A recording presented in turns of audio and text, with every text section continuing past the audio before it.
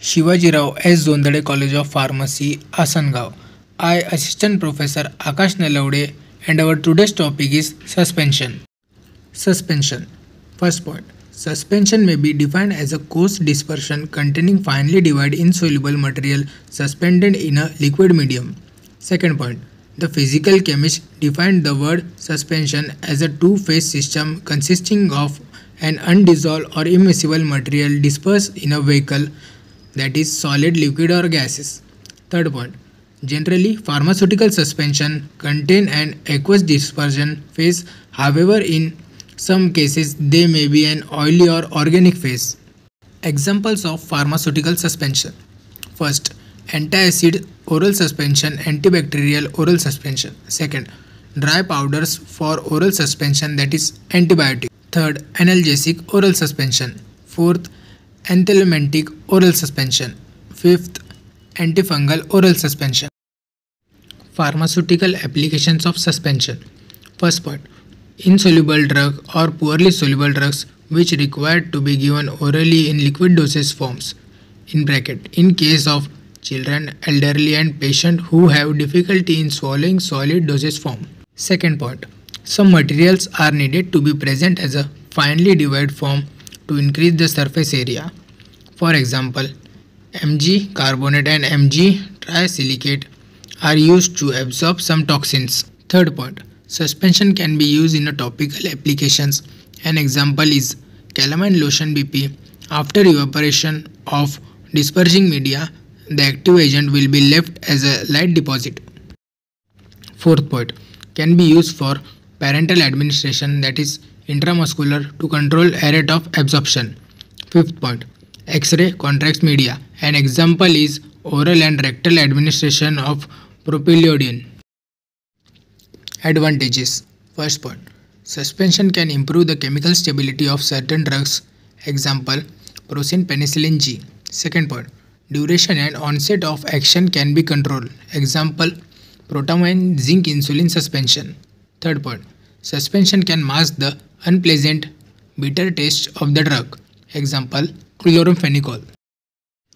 Disadvantages. First point, physical stability, sedimentation and compaction can cause problem. Second point, it is bulky, sufficient care must be taken during handling and transport.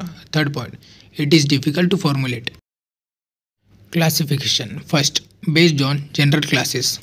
Oral suspension, externally applied suspension, parenteral suspension. Second, based on proportion of solid particles, dilute suspension and concentrated suspension. Based on electrokinetic nature of solid particles, flocculated suspension and deflocculated suspension. Based on size of solid particles, colloidal suspension, coarse suspension, nano suspension. In this image, we can see difference between flocculated and deflocculated suspension. Formulation additives. In addition to vehicle, stabilizer, sweetening and flavoring agents which are common in liquid dosage forms, the following additives are required to prepare suspension, which include: first, suspending and thickening agents. Second, wetting agents. Third, dispersing agent. Fourth, flocculating agent. Suspending and thickening agents.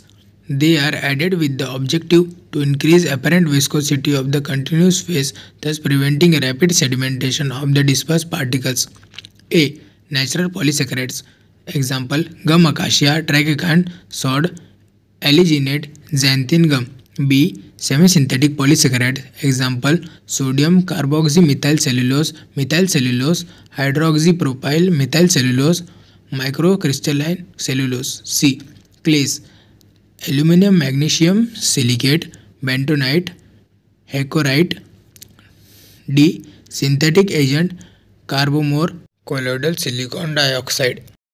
Second, wetting agents. Wetting agents are additives which are usually added to decrease the hydrophobicity.